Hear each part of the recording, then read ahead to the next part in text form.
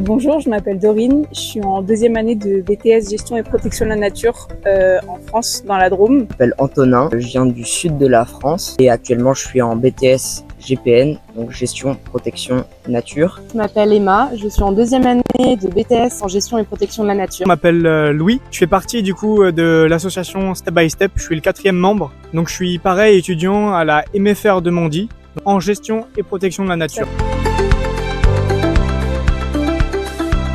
C'est depuis mes 16 ans que je fais de l'animation et j'ai voulu allier l'animation et l'environnement, donc devenir animatrice nature. Je suis animatrice depuis plus de 5 ans, mais j'ai décidé récemment, avant le BTS, de me spécialiser en animation nature. Donc je me suis inscrite au BTS. Moi je me dirige plutôt pour faire de l'animation nature, donc de la sensibilisation et plutôt de la pédagogie par l'amusement. J'ai des compétences naturalistes dans le domaine de l'ornithologie, tout ce qui est chiroptère, également amphibien. J'aime bien travailler sur tout ce qui est analyse et traitement de données via Excel. De plus, je pratique les outils cartographiques comme QGIS et QField. Et dans le cadre de mes études, on doit faire 1 mois de stage à l'étranger pour découvrir la gestion de l'environnement. Donc nous avons décidé avec notre association Step by Step de venir découvrir la culture béninoise ainsi que les modes de gestion appliqués au Bénin, mais aussi une grande partie sur la sensibilisation et l'animation, notamment avec les communautés. J'apprécie particulièrement le lien entre l'agriculture et l'environnement et comment concilier le bien vivre des populations, y compris alimentaires, donc à travers l'agriculture, et comment préserver les différents écosystèmes de savane et les écosystèmes du Bénin. J'ai découvert récemment les aires communautaires qui ne sont pas du tout établies en France. Donc j'aimerais, en revenant de mon stage, pouvoir un peu ancrer ça en France. Ce serait vraiment un projet qui me tiendrait vraiment au cœur. Donc on connaît les positions géographiques et voilà. Donc lui, ça me touche beaucoup de voir tout ce qui est mis en œuvre pour nous faire découvrir ce qui se passe ici, que ce soit en éducation à l'environnement ou en conservation. On est vraiment heureux de pouvoir découvrir tout ce qui se passe au Bénin à travers cette association. Merci beaucoup.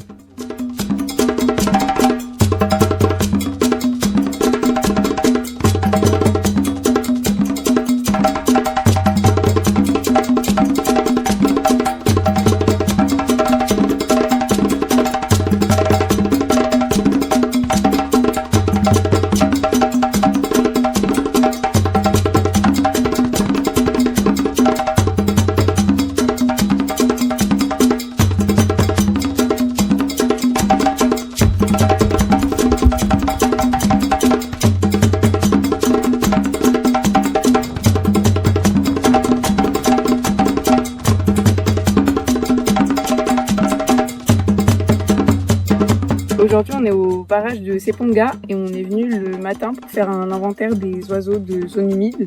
Donc on a fait un transect sur une partie du barrage. On a eu la chance d'observer du coup le martin pêcheur Pi et le martin pêcheur UP. Ouais. On a pu voir différents vanneaux. Vanneau du Sénégal, vanneau à éperon, etc.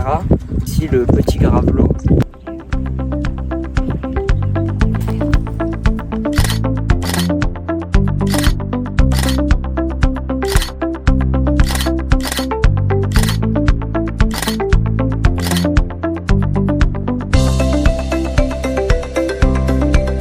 Donc tous les 4, on est très contents de pouvoir revenir ici ce matin pour déjà redécouvrir mieux la zone. On savait un peu les endroits phares pour observer la faune et les oiseaux, donc c'était intéressant de venir se placer aux bons endroits. On a pu un peu se poser plus pour attendre et que les oiseaux s'habituent à nous. Donc on remercie beaucoup Florentin et toute l'équipe qui a permis qu'on soit là ce matin.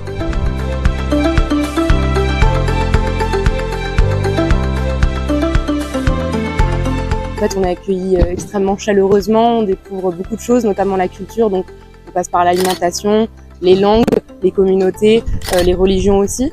Et c'est extrêmement intéressant, c'est très enrichissant, surtout au côté humain. Moi, je sais que ça me fait énormément de bien et j'ai l'impression de rencontrer que des personnes solaires.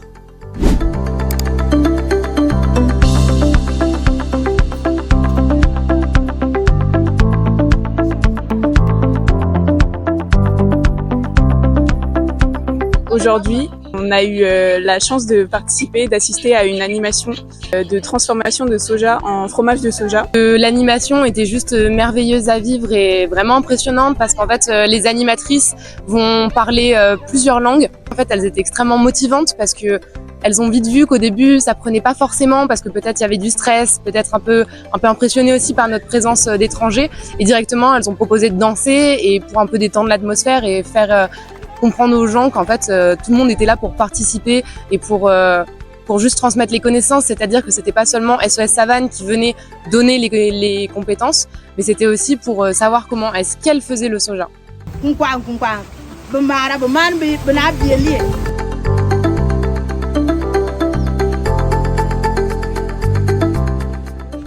Vraiment super expérience de découvrir le savoir-faire et de voir à quel point les gens qui ont l'habitude de le faire le maîtrisent et des choses tout bêtes comme un petit coup de main pour retourner le fromage, ce genre de choses. Bah, c'est vraiment pas facile à faire si tu sais pas le faire et c'est impressionnant de voir l'expérience des gens dedans. Moi, en tant qu'animateur, j'en tire plein de choses, de la manière dont ça a été animé, etc.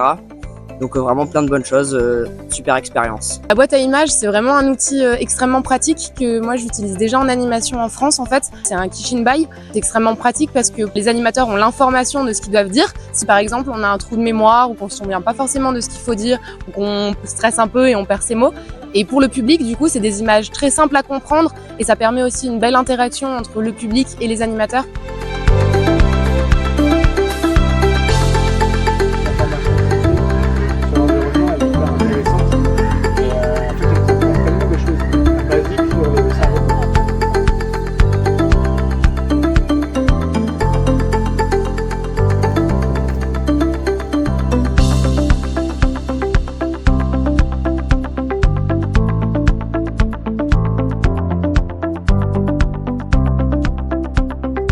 Nous sommes dans un brevet de technicien scientifique, gestion, protection, nature. On a deux volets principaux. Le volet plutôt de gestion d'espace naturel, d'inventaire, donc plutôt l'aspect scientifique, et un côté plutôt animation, sensibilisation, pédagogie, etc. Et du coup, dans le cadre de notre BTS, on a un stage de coopération internationale. Et c'est donc dans ce stage de coopération internationale que nous sommes venus au Bénin rencontrer SOS Savane. On a commencé à vachement s'intéresser aux écosystèmes de la savane parce que c'était aussi des écosystèmes qu'on connaissait pas du tout et qu'on avait tous les quatre envie de découvrir. Du coup, pour trouver le stage à SOS Savane, j'ai tapé sur Google Association Savane et le premier lien qui est sorti, c'est le site de SOS Savane. Et du coup, on a regardé le site et on s'est dit bah ça a l'air très très bien. Donc, on a vu le numéro de Farid qui était affiché en haut. J'ai envoyé un message. On a fait une première visio avec Farid, on n'était que Emma et moi. Et ça s'est super bien passé, il était super gentil, il a décrit l'association. Et on a programmé une deuxième visio tous les quatre pour vraiment se présenter tous les quatre. Et on est la première association depuis 25 ans à partir au Bénin.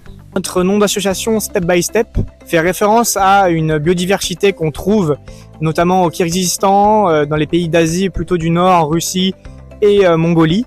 Plus du coup le jeu de mots en anglais step by step, donc étape par étape. On a décidé de mixer ça pour lier, on va dire, notre passion de l'environnement et la démarche de notre projet qui se faisait du coup étape par étape. Ensuite, sur tout ce qui est outils de communication, on a voulu du coup, pour être plus proche des gens et un peu de la jeunesse, d'utiliser Instagram. Donc on a une page où on a publié un peu les différents membres, notre projet, notre cagnotte. Et aujourd'hui, là, quand on est au Bénin, on essaie chaque jour ou tous les 2 jours de publier un peu du contenu pour donner envie et montrer ce qu'on fait sur place.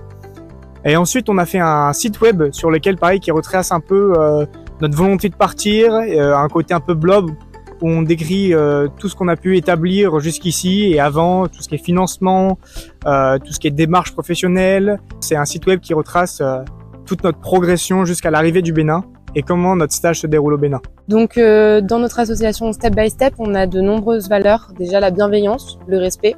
L'égalité des genres aussi est très importante, c'est pour ça qu'on est 2 femmes et 2 hommes et qu'on essaye de toujours faire les choses soit ensemble, soit à égalité en fait. On a aussi comme valeur en fait de juste vouloir découvrir un maximum de choses, c'est-à-dire autant les cultures que les modes de gestion qui sont beaucoup plus du côté professionnel, mais aussi du coup les modes d'animation et de sensibilisation.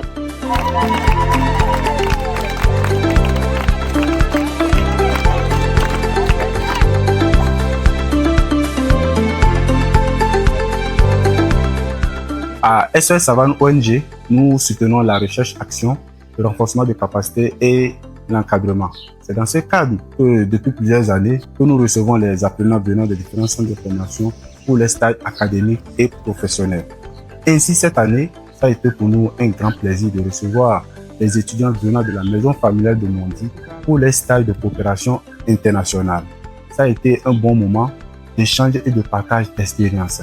Nous les souhaitons à tous une bonne continuation et restons ouverts à SOS Savane ONG pour tous les apprenants nationaux et internationaux qui désirent faire les stages d'immersion au sein de la structure.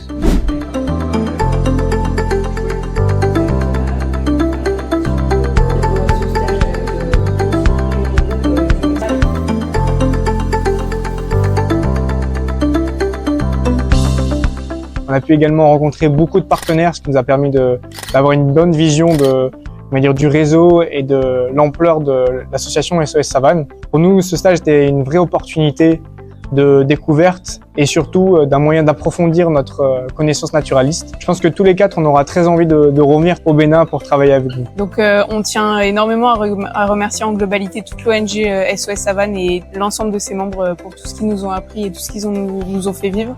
Mais aussi plus particulièrement Farid, le directeur exécutif qui nous a permis de venir ici en stage.